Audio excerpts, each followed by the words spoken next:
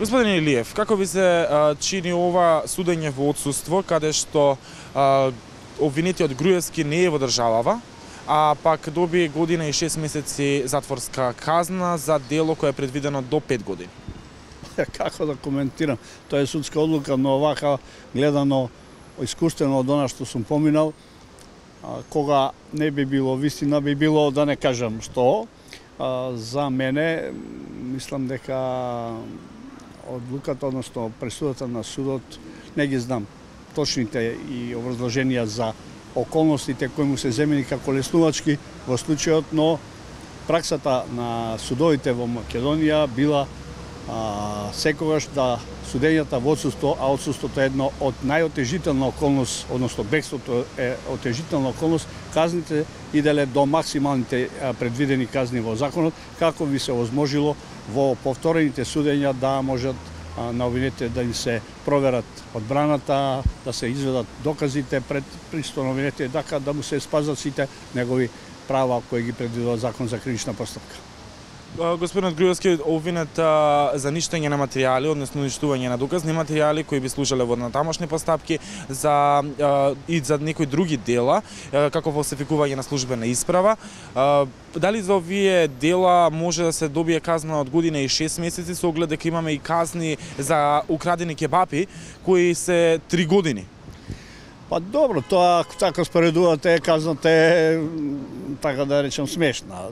За она што му се става на товар на обвинетиот, односно на сега осудениот кој е во бегство.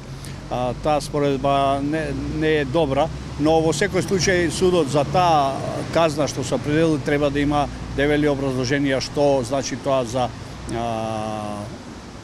генералната превенција на сторителите во односно чинењето на кривични дела. Не знам, тоа тешко е да се вимира што е во случај што би била правда, дали 3 години, 5 години и така натаму, но во секој случај обвинението е тешко. Одмерувањето на казната е во рацете на судот. Ако се случи повторно судење, ќе имаме можност да видиме што судот ќе земе во предвид да се определи казна, но не може над оваа казна. Значи судот се определи за оваа казна. За вас важно е да се каже дека судењата во отсуство овозможуваат кога осудениот ќе биде достапен на судот, на негово барање да се повтори судењето, но може и да не се повтори. Ако тој се сложи со она што е суден во отсуство, може да пресудата и како таква стане правосилна и извршна и да ја отслужи само казната која му е изречена во отсуство. Како ви се чина состојбите во судот? Дали имаме правични судења и правични казни, или пак важи она што пред неколку месеци излезе во јавност дека нашето судство било сваровски судство во наводници?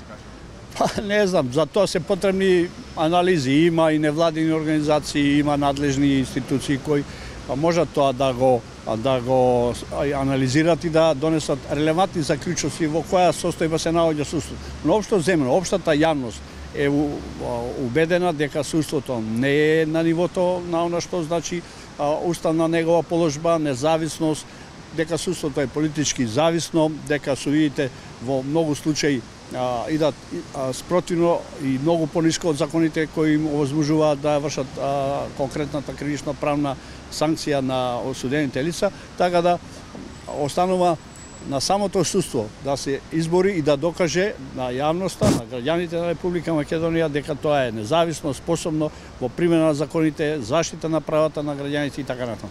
Дали мислите дека да не беше случај во овој случај овој обвинет, можеби казната ќе достигнеше поголемо ниво со оглед дека станува за човек еден од припадниците на највисоките структури во тајната полиција во оваа држава? Па не знам како тоа би било конкретно, но заклучокот оди натаму.